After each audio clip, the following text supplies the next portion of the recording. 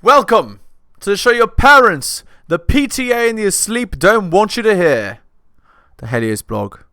Today, Elon Musk fires woke employees in a Twitter meeting. Woke people destroyed. Enjoy. The reason she's alone is because she's difficult. Women are not accepting the bare minimum. Women fuck men they respect. All the women who say things like, I'm strong, independent, I don't need no man, like, y'all impress me. Women just gaslight each other and say what they want to hear.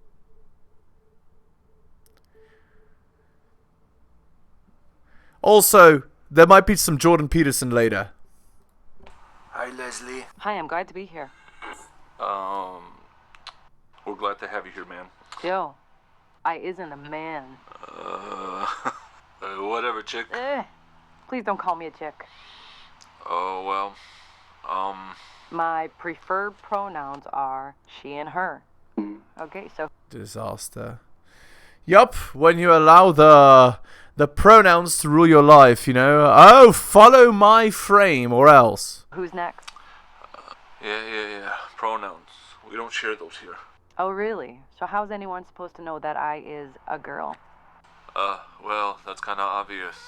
Wait, did you just assume my gender? Is this real or is this staged? Yes. Oh, yeah? Okay, wait until HR finds out about this. Okay, you know what? I do want to share my pronouns. They are your and fired. What? Karen, you gotta go. Well, I need this job. Well, when you go woke, you go broke. So now you is fired. Get lost. You're fired. Elon, you're crazy. Alright, let's try to relax. So let's start by dancing to some music. Hit it.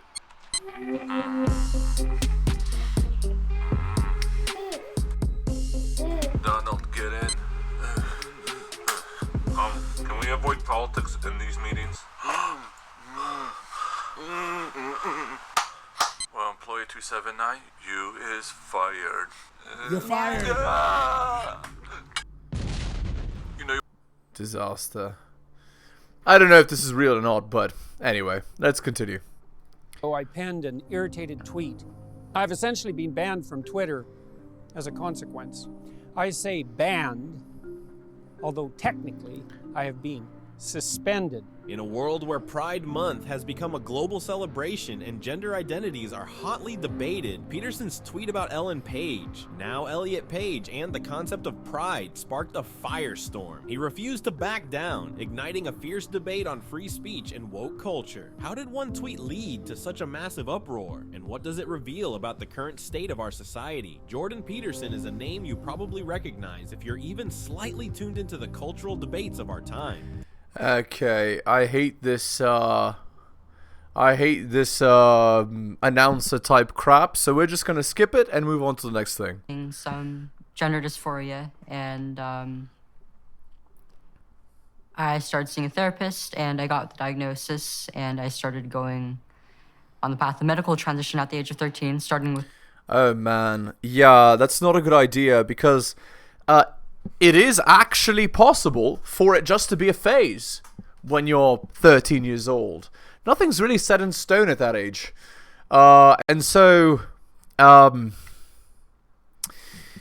if you're just going through a phase and you start taking all kinds of hormones, you're going to scar yourself. You're going to destroy yourself. That shouldn't be legal, in my opinion. Blockers, and then moving on to hormones. And at 15, I got a double mastectomy. But oh, no.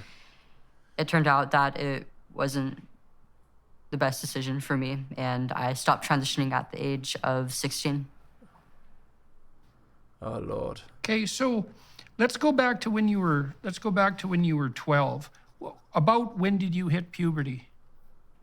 I had a fairly early puberty. Actually, I started developing at around the age of 9, if not a little bit earlier. Okay. And so at 9, do you remember if that... The girl looks uncomfortable. You can tell by her expression looks uncomfortable, pursed lips, and her left foot, you see she's She has restless leg. Yeah, she's very uncomfortable here. Changed you emotionally? Oh, and the fidgeting as well. Yeah, it did. It was really difficult for me, actually. Okay, so let me give you a little background. You tell me if anybody's ever told you this before, okay? So boys and girls before puberty, experience approximately the same levels of negative emotion. So that would be primarily anxiety and emotional pain, or even sometimes susceptibility to physical pain.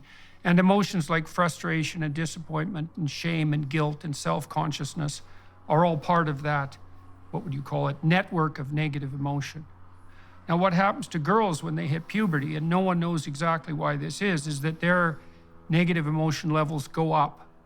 And so that on average, women, biologically mature women, are more sensitive to negative emotion than biologically mature men. And that kicks in at puberty. Now, there's a variety of explanations for that, but no one knows for certain. Could just be vigilance for children, right? Being more susceptible to negative emotions means you can detect when things are going wrong faster, which allows you to prevent problems for children at a big cost to yourself. And here's some of them.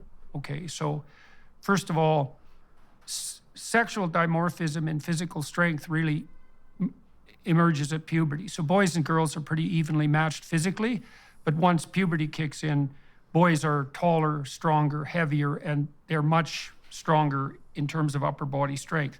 So women are at a disadvantage physically in relationship to anything that might have to do with physical combat. And so on those grounds, it makes sense for women to be somewhat more sensitive to threat. Okay, so then another explanation is that women are more vulnerably sexually than men because they bear a much higher cost. For reproduction, obviously. Yeah, the principle is sperm is cheap and eggs are expensive. With pregnancy and protracted dependence of infants. And so it makes, so they're more vulnerable on the sexual front, so it makes sense for them to be more sensitive to any threat that's associated with sexual activity.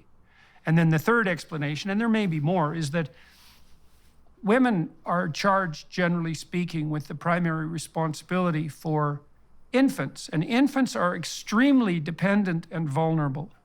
And so you could make a case that adult women's nervous systems are actually adapted for the mother-child dyad and not for the, say, emotional well-being of the individual woman. Right. So, as I said, they're more sensitive to negative emotions, so they're better able to understand how a kid is feeling, or if there's threats to a child, at great cost to themselves.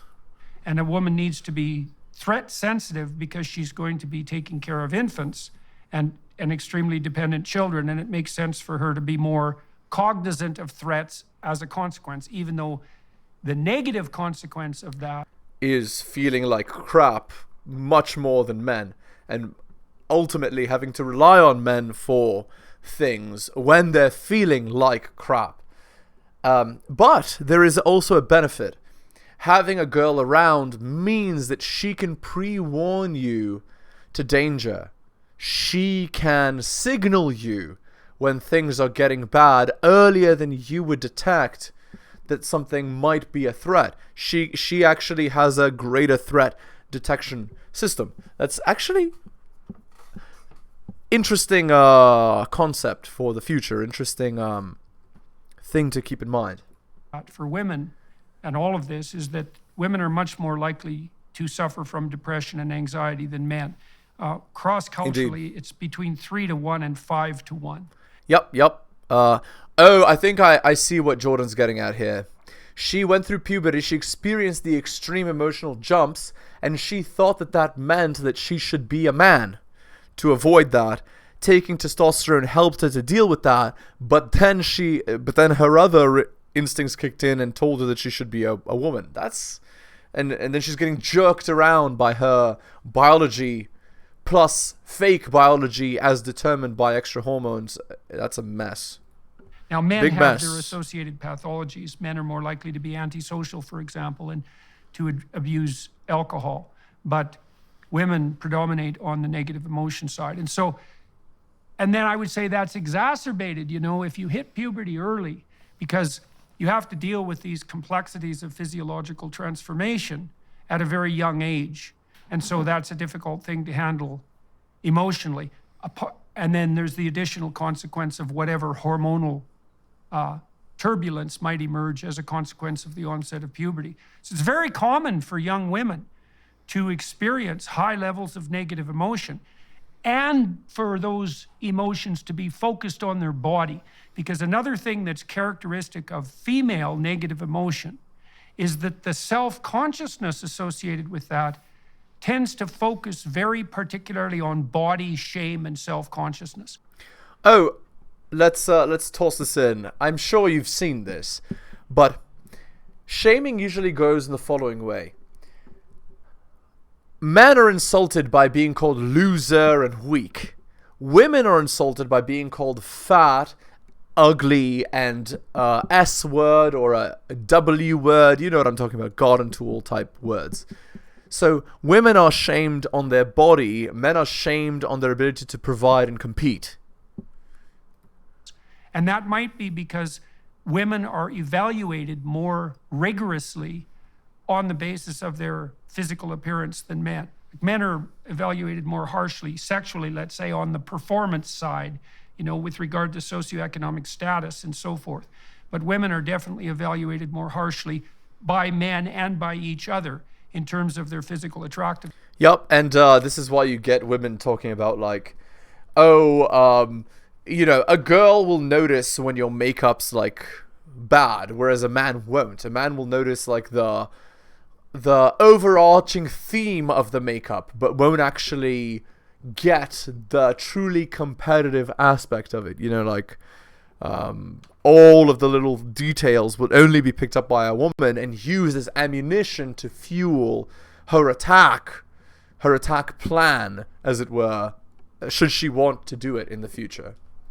So that makes quite a complicated situation for girls who are making the transition into puberty, and a lot of them are depressed and anxious, and develop an intense focus on their body. So I don't know how much of that was explained to you by your therapists or the medical professionals, but that's all well documented psychological and medical information. Yep.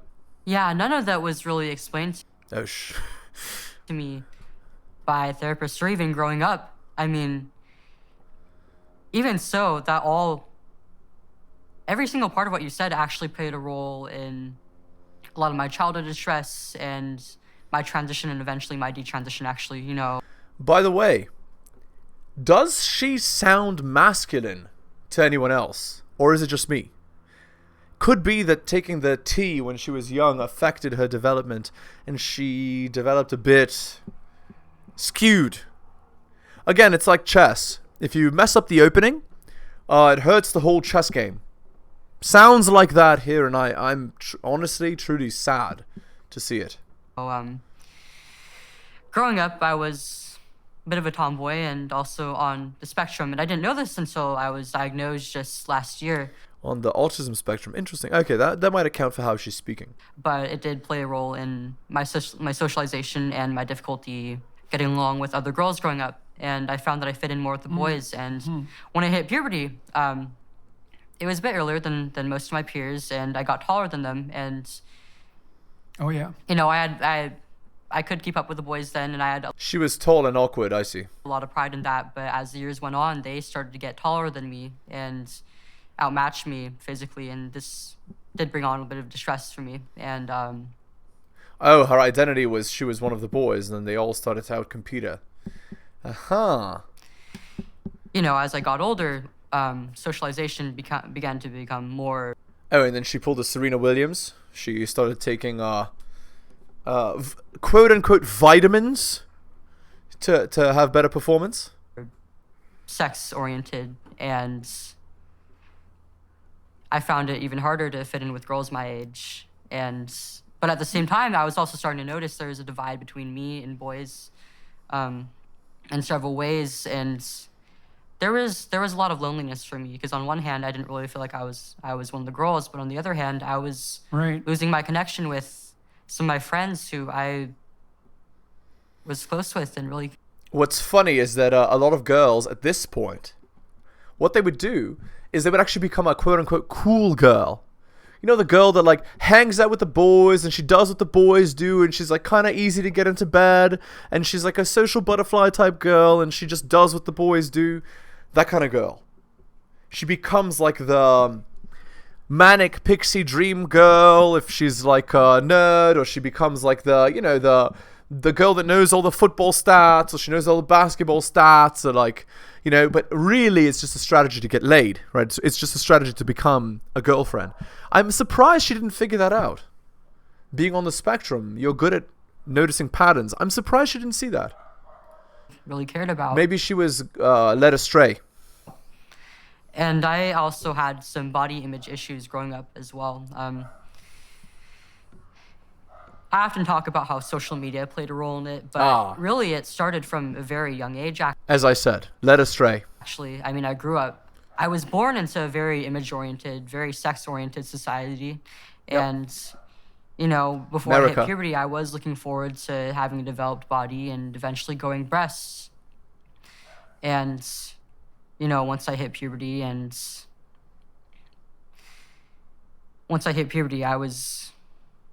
it wasn't what I expected, and I was really quite disappointed how I looked. I was very, very skinny. I was on the smaller chested side.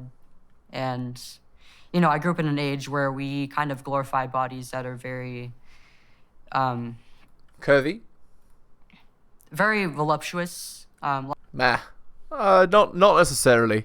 There's a body type for every guy, but she was probably very sporty, so sporty girls stay skinny, and so they don't have huge, you know, like, breasts have fat. So if you don't have fat because you're constantly exercising, you're not going to have those round breasts you want, right? You have to be intelligent about how you exercise, which is quite difficult to do as a kid, right? You don't know any of this stuff. And it's not like your teacher or your coach is going to tell you that. Like, you can't have that conversation with anyone. You can't talk to your parents about that. You can't talk to your coach about that. You can't talk to anyone about it. You can't talk to your therapist about it because it's not politically correct, right? Lots of curves. People often use the phrase like bottom heavy or hourglass, pear shaped, things like that. And I didn't look like that at all. I was quite thin, a little on the muscular side, and because you're an athlete, my shoulders were probably the widest point in my body. And because you were athletic. I had a complex over this. I also liked having my hair short, and because of all this, I felt like if anything, I didn't really look like a girl at all. I didn't look like the other. Actually, all I would say is you just chose the wrong sport. Based on what she's describing, she played soccer or rugby or football, something like that. And that develops women's bodies into a block. They don't look very feminine doing that sport.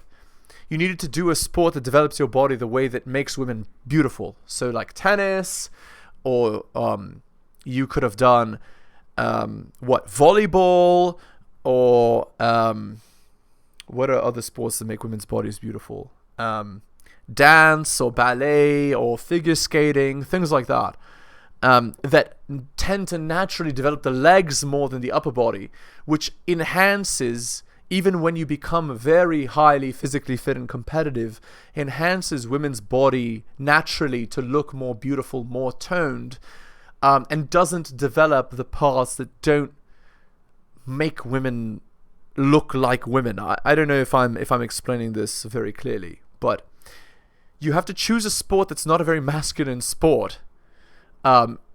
Actually, what's funny is she could have done like taekwondo or something as well, and that would have worked wonders as well. A sport that favors the lower body versus the upper body. That's the key.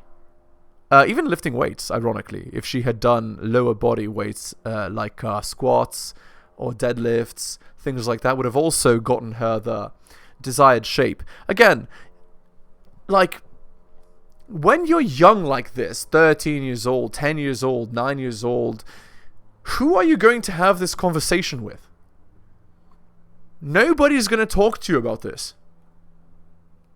Other girls my age, and I felt like I just wasn't pretty, and that I would never really have any worth as a woman. It's a very rare adolescent, and probably a particularly rare female adolescent who feels attractive in the early stages of puberty. You know, so everything that you experienced, although you may have experienced it, you know, in an exaggerated manner for some of the reasons you laid out, but everything you experienced is, in some real sense, par for the course for a few years for the vast majority of people. Now, you did add one additional issue, which we could delve into a little bit, which I think is relevant. So you said that you're on the spectrum and that you had an easier time communicating with boys than with girls. And so here's something to know about that. So the biggest reliable difference that's been documented between males and females, and this becomes even larger in egalitarian societies, by the way, is orientation of interest. So women are higher in negative emotion and they're more agreeable, and agreeableness is both compassion and politeness. And although the difference between men and women isn't massive, it's significant, and it also maximizes in egalitarian society. So it looks like it's biological. But the biggest difference is in interest. And boys, males, are more reliably interested in things, and girls, females, are more reliably interested in people. But people on the autistic spectrum are also more reliably interested in things. And so, for example, if you're extremely autistic, the psychological phrase for descriptive purposes is lacking theory of mind. And so extremely autistic people have a hard time understanding what's going on in someone else's mind at all. They tend to be almost entirely thing-oriented. And there's a much higher preponderance of autistic symptoms among engineers. And then if engineers in Silicon Valley, for example, male engineers and female engineers often, by statistical comparison, often marry, and their children are disproportionately likely to be autistic. And so the fact that you are tilted towards the autistic end of the spectrum, first of all, that might just be an indication of neurological wiring that tilts you towards interest in things, just so you know that. So that's not necessarily... It's not necessarily a bad thing. But as I said, I'm surprised that she didn't figure out that that's the way to get a boyfriend. Because you can, right?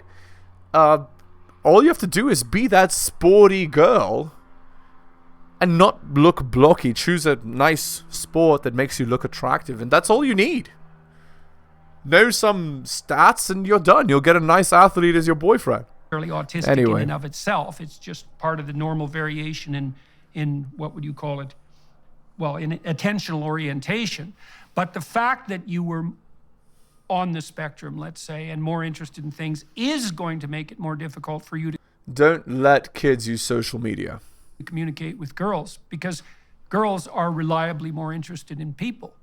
And so, and then on the image front, you know, this ties in with the idea of self-consciousness. So if you're on stage and you're talking to people and you become aware of yourself, tends to make you nervous and sweat and to become uncomfortable, to experience high levels of negative emotion. And self-consciousness itself looks like a manifestation of negative emotion. They're incredibly tightly linked statistically, almost indistinguishable from one another.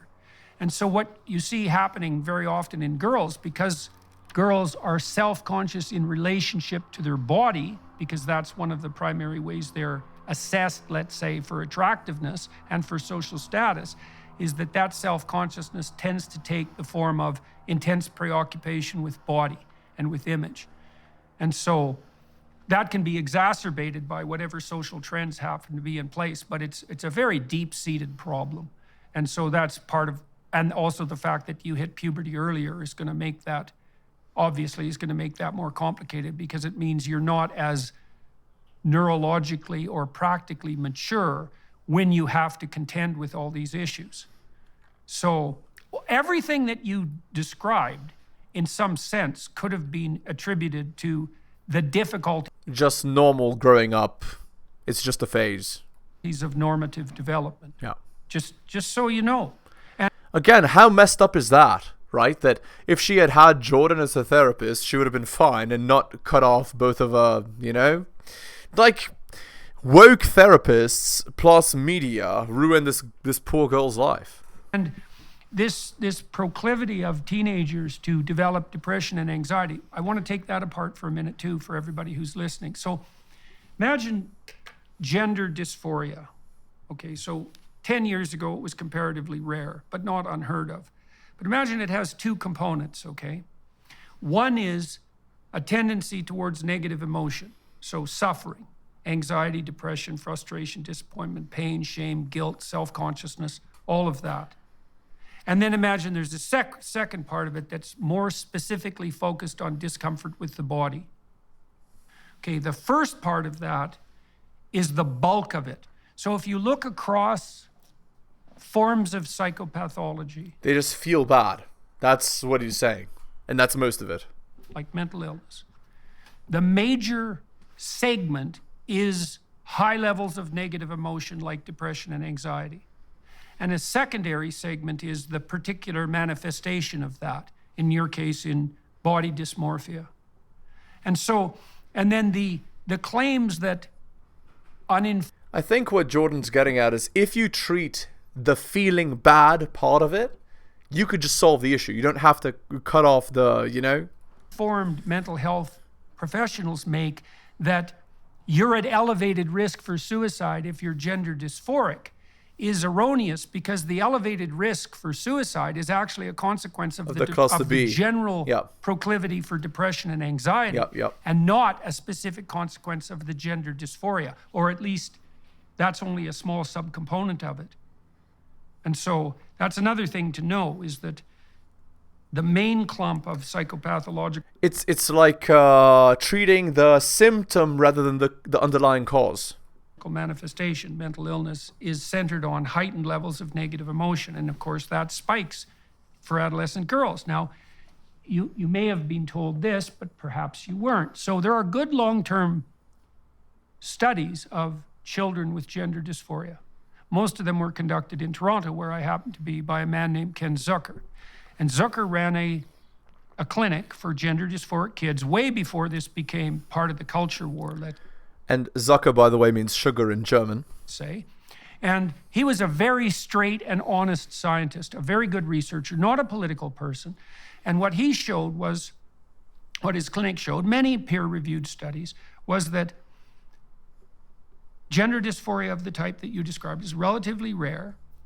But if you leave kids alone till they're 19 or 18, 80 to 90% of them settle into their biological identity.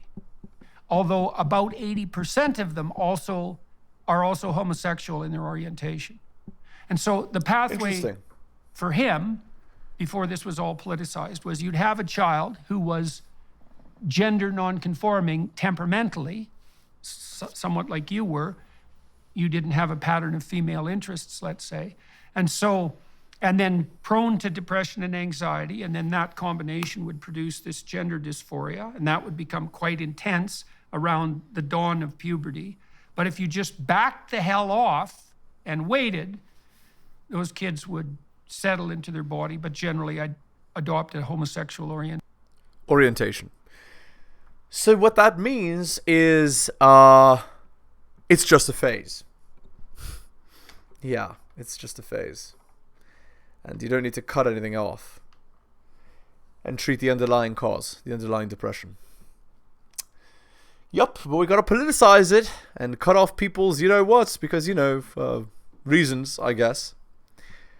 Alright, well, with that knowledge, I'll throw that in when we start to hear more about gender dysphoria in future videos. Alright, I hope you enjoyed that. Let's end the video there. Hit the like, hit the sub, hit all the notifications. Buy my books like Hunter M, Adrian L, Tom and Bobby, Dylan, Renaissance Press, Brian, Andrew, Alan, Armani, and Nicholas. Shout outs to you, most recent purchaser of both my books, Strategist Guide to Seduction and Quotes to Live By. Thank you. If you'd like coaching services, I do offer them.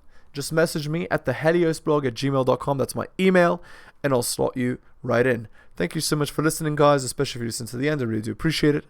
Take care of yourselves, and I'll see you next time.